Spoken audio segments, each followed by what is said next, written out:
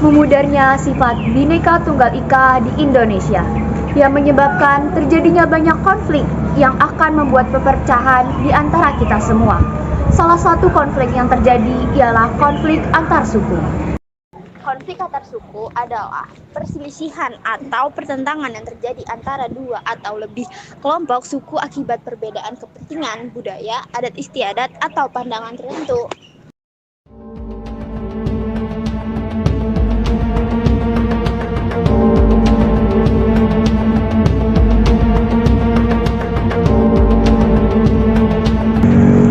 Konflik antar suku memiliki banyak bidang. Nah, kita di sini akan membahas 3 bidang. Yang pertama, ada konflik antar suku di bidang akibat migrasi. Siti adalah murid baru di MT Salvalah. Dia mencari bangku kosong untuk dijadikan tempat duduknya. Dia memilih untuk duduk di samping Poppy. Poppy awalnya tidak peduli karena selama ini dia duduk sendiri. Siti pun mengambil bangku untuk dijadikan tempat duduknya di samping Poppy. Poppy merasa tidak senang saat melihat Siti duduk di sampingnya. Poppy pun memarahi Siti karena Siti adalah orang desa yang pergi ke kota. Siti pun meminta maaf dengan tulus.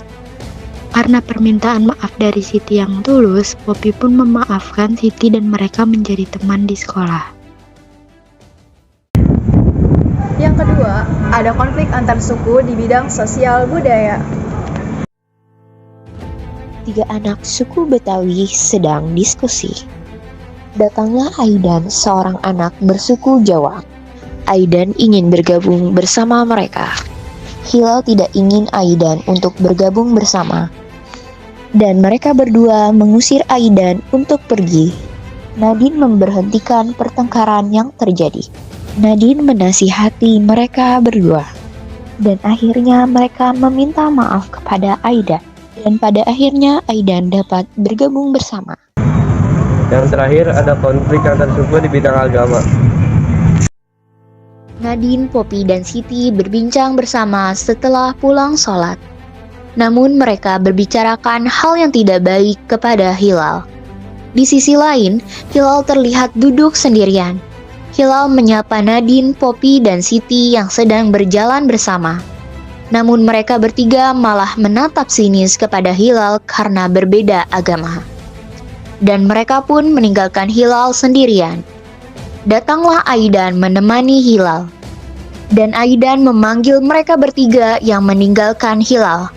Dan Aidan pun menasihati mereka bertiga untuk berteman dengan Hilal tanpa memandang agama.